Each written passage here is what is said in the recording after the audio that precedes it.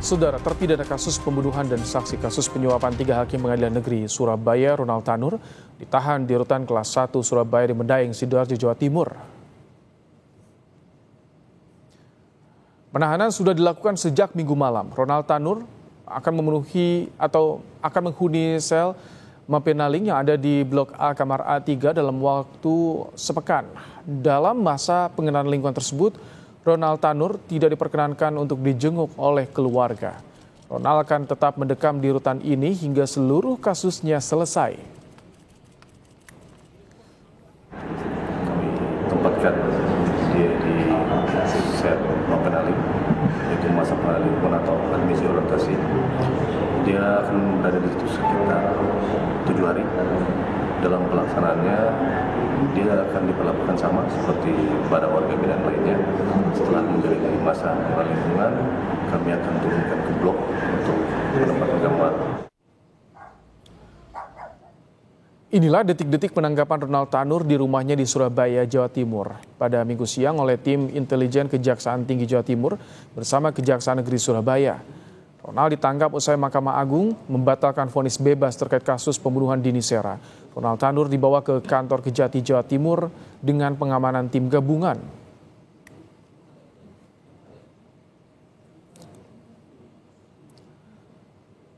Kejaksaan Tinggi Jawa Timur banjir karangan bunga dari masyarakat usai berhasil menangkap Ronald Tanur serta mengungkap dugaan suap yang menyeret 3 hakim pengadilan negeri Surabaya. Karangan bunga yang dikirimkan oleh masyarakat ini bertuliskan ucapan terima kasih serta dukungan untuk kejaksaan dalam memberantas mafia peradilan. Mahkamah Agung resmi membentuk tim khusus yang akan melakukan pemeriksaan terhadap Majelis Kasasi Perkara Ronald Tanur. Hal ini buntut pengungkapan Kejaksaan Agung atas adanya maklar kasus internal MA setelah penangkapan tersangka Zarof Rikar.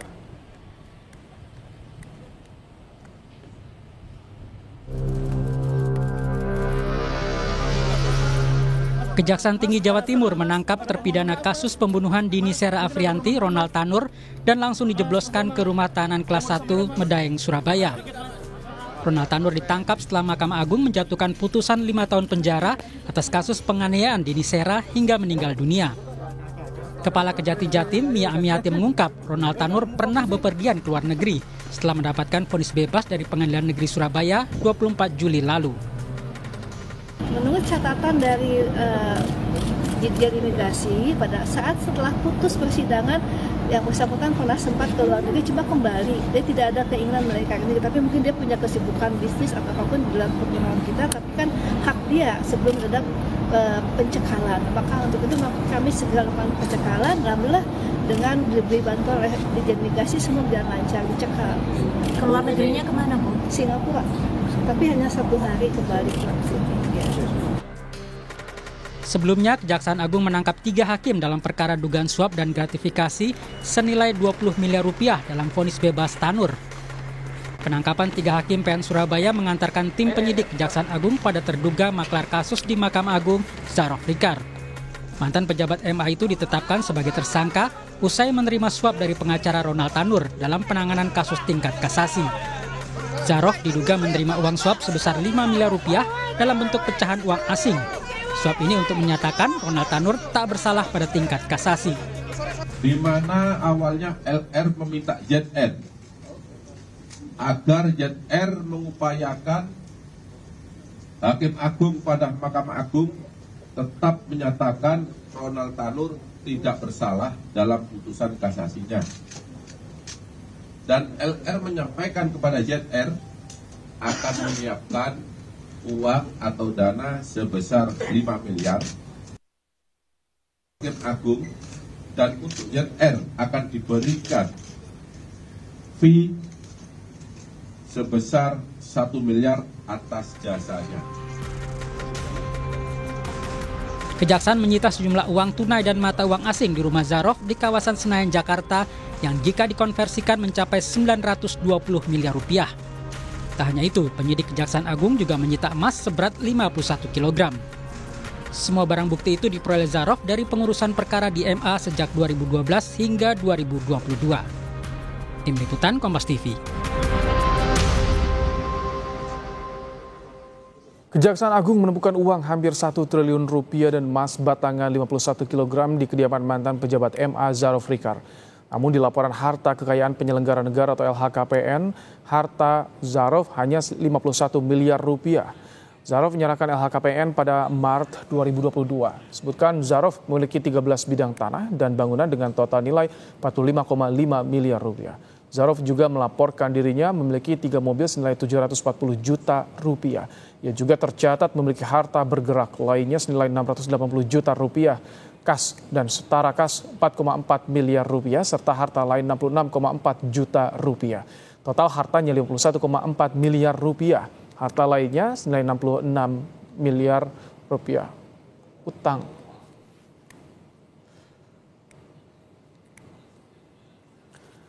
Peran ex-pejabat MA di kasus vonis bebas Ronald Tanur jadi sorotan publik setelah ditemukan uang tunai senilai hampir 1 triliun rupiah. Bagaimana upaya Mahkamah Agung mengungkap temuan ini?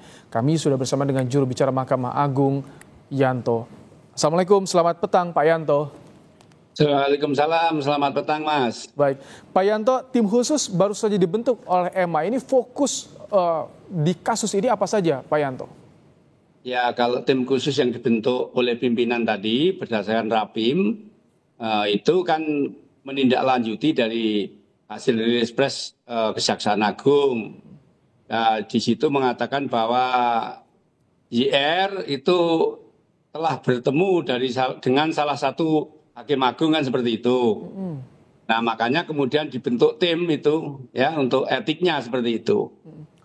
Ya, dengan ketua yang mulia Ketua Kamar Pengawasan Pak Budi, kemudian anggotanya yang mulia Pak Jupri, Hakim Agung, kemudian yang anggota 2 yang mulia Nur Ediono, sekretarisnya adalah Kepala Badan. Oke. Pak Yanto, itu langsung akan diklarifikasi kepada Hakim Agung yang diduga ada komunikasi dengan Zarov Rikar ini soal kasasi Ronald Tanur. Iya, karena itu tim itu untuk tujuan itu, untuk klarifikasi sesuai dengan yang dirilis oleh Kejaksaan Agung pada Jumat malam itu. Selain ada dugaan komunikasi, ditemukan juga Pak Yanto uang hampir 1 triliun di kediaman Zarov Rikar ini. Apakah akan melibatkan lembaga lain seperti PPATK untuk ikut menelusuri awal mula asal muasal uang ini, yang temuan ini? Ya, kalau itu kan kalau itu penyidikan ya tentunya kan itu kewenangan Kejaksaan Agung ya. Nah, ranah hukumnya seperti itu. MA terlibat ranah hukum tatkala berkas sudah dilimpahkan ke pengadilan, itu baru ada persidangan pembuktian. Nah, sepanjang masih penyidikan itu sepenuhnya kewenangan kejaksaan begitu. Sudah ada koordinasi dari Kejaksaan Agung untuk memeriksa Hakim Agung yang diduga komunikasi dengan Zarov Rikar? Oh, sampai saat ini tidak ada, belum ada ya. Hanya memang Mahkamah Agung mengetahui dari rilis presnya Kejaksaan Agung, di situ disebutkan bahwa saudara JR itu sudah berkomunikasi dengan salah satu Hakim Agung gitu. Maka dari itu kemudian pimpinan membentuk tim untuk memeriksa tadi. Oke, ini kemarin disinggung juga soal dugaan adanya maklar kasus Zarov Rikar ini sejak tahun 2012 sampai 2022, 10 tahun. Apakah dari Mahkamah Agung internal sempat merasa ada kecurigaan dengan gerak-gerik tersangka ini, Pak Yanto? Ya, kalau mohon maaf dulu ya, saya kan masuk jadi Hakim Agung kan baru di 2023. Kalau terhadap beliau itu kan sudah purna ya, sudah purna 2 tahun lebih ya, sehingga kalau sudah purna itu sama sekali sudah tidak menjadi tanggungan lembaga, melainkan itu tanggungan pribadi, sehingga lembaga tidak berkewajiban lagi untuk melakukan pembinaan dan pengawasan kepada yang bersangkutan seperti itu, Mas. Selama 10 tahun tidak ada yang pernah mengetahui atau mendeteksi ada kecurigaan-kecurigaan, Pak, selama 10 tahun kalau ke belakang ke 10 tahun saya kurang tahu ya, karena saya masuknya MA kan kurang lebih 2 tahunan ya. Okay. Kurang 2 tahunan. Barangkali kalau ditanyakan ke pejabat yang lama, barangkali ya kalau kami ya tahunya ya setelah Purna ini kemudian dulu sebagai Kepala Pusdiklat begitu. Kalau setelah Purna ada celah tidak Pak untuk komunikasi dengan Hakim Agung dari Zulfikar ini? Saya kurang tahu ya, saya kurang tahu. Karena setelah Purna saya juga nggak pernah ketemu di kantor ya. Ya itu kurang tahu. Memang kalau hari-hari besar 17 Agustus itu, kalau hari ulang tahun Mahkamah Agung itu, biasanya pejabat yang Purna itu diundang untuk upacara gitu. Misalnya mantan pimpinan Mahkamah Agung, wakil ketua, tuaka, eselon 1 itu biasanya diundang untuk ikut upacara pada waktu Laptah Mahkamah Agung. Oke, artinya komunikasi masih terbuka dengan pejabat Mahkamah Agung yang sudah purna tugas. Tapi kalau misalkan Zulfikar ini dia lingkup kerjanya jabatan terakhirnya di tahun 2022 itu bisa akses langsung ke Mahkamah Agung tidak? Ke Hakim Agung, maaf. Ya kalau di sana itu ya kalau namanya beliau kan Kepala Badan Diklat yang tugasnya untuk melakukan pelatihan, pendidikan, baik hakim tingkat pertama, tingkat banding kan gitu. Nah biasanya kan Hakim Agung ngajar, apakah mereka ada komunikasi atau tidak ya kami tidak tahu. Oke. Ya? Pak Yanto, selain tadi dibentuk tim khusus, bagaimana komitmen Mahkamah Agung ketika disorot? Ini ada dugaan maklar kasus di lembaga ini. Ya komitmennya kami menyerahkan sepenuhnya kepada jaksa untuk melakukan penyelidikan. Kita tidak intervensi, silahkan. Cuman kode untuk etiknya tadi sudah dibentuk tim tadi. Ya untuk etiknya segera kita bentuk tim. Untuk proses hukumnya kita sepenuhnya kita serahkan kepada kejaksaan. Kemudian untuk yang 3 hakim yang di Surabaya tadi itu segera setelah Mahkamah Agung mendapatkan tembusan surat penangkapan dan berita acara penangkapan, maka akan segera diusulkan ke Presiden untuk dilakukan pemberhentian sementara.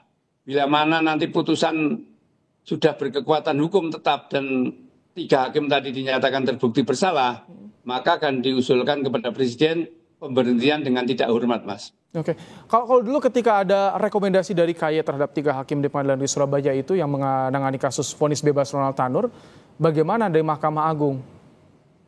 Oh, sikap Mahkamah Agung oleh karena itu sudah menjadi ranah hukum, begitu kena OTT itu, kemudian bahasa kejaksaan kan kena OTT itu ya. Artinya begitu ada penggeledahan dan penangkapan itu, kemudian kan udah proses hukum, maka Mahkamah Agung karena udah proses hukum maka menunggu proses hukum.